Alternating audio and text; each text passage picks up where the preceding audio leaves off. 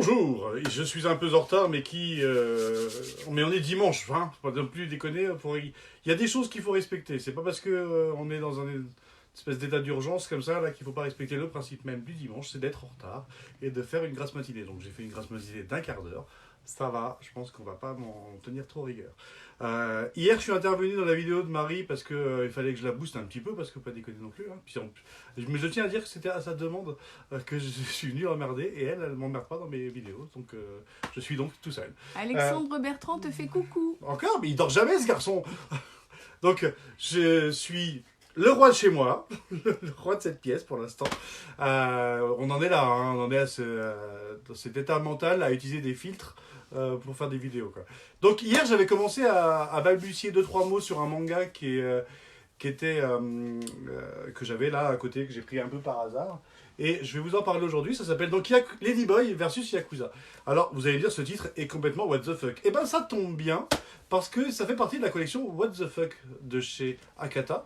Akata qui est un des éditeurs un des plus anciens en fait autour du manga sur Strasbourg. Alors pas obligatoirement sous ce nom de Akata, mais le créateur d'Akata est aussi le créateur de Tonkam il y a quelques 10 milliards d'années.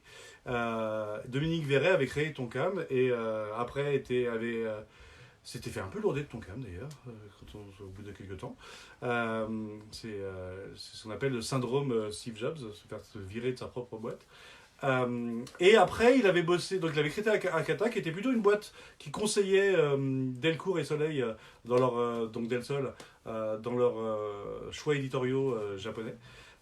Et après, ils sont partis, ils ont volé de leurs propres ailes et ils ont créé leur maison d'édition Akata et créé une collection qui s'appelle What the Fuck. Je vous parlerai de cette collection un peu plus tard, mais là aujourd'hui on va parler de Ladyboy versus Yakuza, l'île du désespoir. En fait, tout commence. Je t'interromps, Fabrice, Oh non, parce non, que. non, Ah, non, si, non, si, je suis si, lancé, si. je suis lancé. Je te signale qu'Alexandre regarde cette vidéo avec les enfants, donc s'il te plaît, comme tu présentes un manga qui n'est pas du tout pour les enfants, mesure ton langage.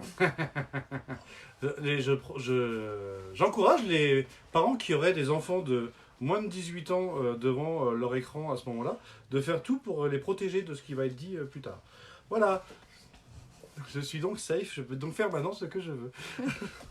Donc Ladyboy versus Yakuza, ça va être difficile d'en parler sagement, parce que c'est l'histoire d'un Yakuza qui s'appelle Kozo Kamashima, qui, non content d'avoir pécho la fille du chef, a aussi pécho la femme du chef. Ça commence à faire beaucoup pour un mec qui essaye de pécho un petit peu pour qui me mieux. Je ne sais pas si cette expression est bien, mais j'ai oublié de faire gaffe à ce que je dis. Donc il a pécho la fille et la femme du chef, alors peut-être pas en même temps, hein, et il s'est fait pécho. mais pas de la même manière. C'est-à-dire qu'il s'est fait avoir, il s'est fait... Il s'est fait toper. Et ça aurait été beaucoup trop facile comme sentence de juste le buter. Donc le parrain, on va appeler ça le parrain, considère que cette sanction aurait été beaucoup trop simple par rapport à l'affront qu'a commis Kozo. Et donc, il a décidé une punition un peu plus perverse. C'est-à-dire que, déjà, il va le faire passer sur le billard, avec des médecins spécialisés en chirurgie transformatrice, on va dire, et faire de lui, non pas un Yakuza, mais une ex-Yakuza. Donc, il va le transsexualiser. Mais ça ne suffit pas pour le parrain. Et donc, non seulement il va le transsexualiser, mais il va il va l'abandonner sur une île qui s'appelle l'île du désespoir, où sont réfugiés une centaine d'anciens pervers yakuza sans foi ni loi, qui donc étaient incontrôlables par la mafia. Et donc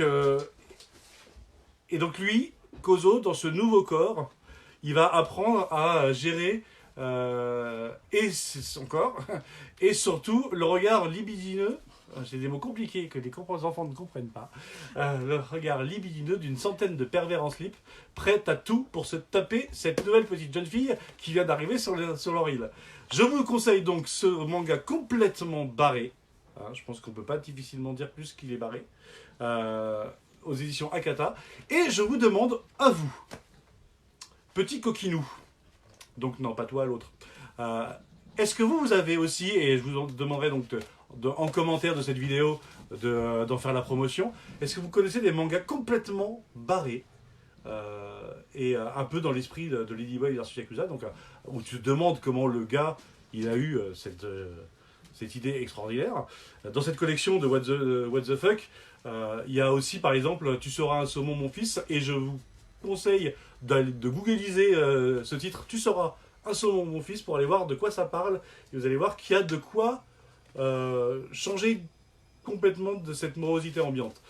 Donc si vous avez des mangas complètement barrés à nous conseiller, et ben listez-les. Moi je me rappelle d'un manga qui s'appelle Midoriday, qui était quand même terrible aussi, où un garçon, vous voyez, sa main gauche se transformait en sa petite copine, au sens propre du terme. Donc voilà, il y a des choses chez les Japonais, et c'est pour ça qu'on aime les Japonais aussi, c'est que quand ils se lâchent, ils vont n'importe où.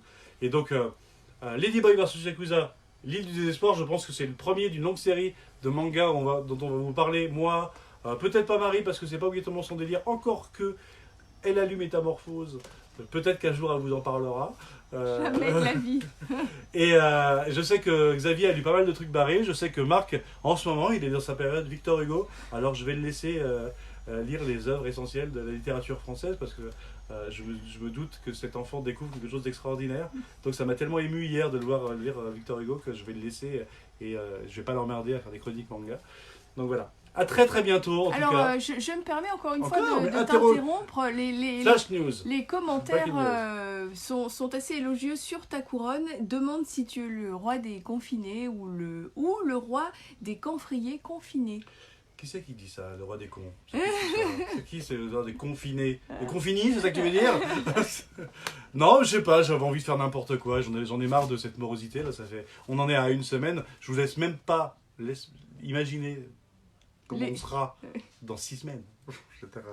On fera des vidéos, mais un peu comme Tom Hanks dans Seul au monde, avec une barbe comme ça, avec je vais parler à mon ballon de volley. Enfin, ça va être terrible. Ça va être terrible. Tant qu'on fait pas des vidéos tout nus, pour l'instant on a encore la lessive, on sait comment on sait s'habiller. Donc Ladyboy versus Yakuza, à vous de nous balancer du what the fuck s'il vous plaît. Faites-nous changer un peu d'ambiance. Voilà. Allez, ciao les confinés. Et restez chez vous.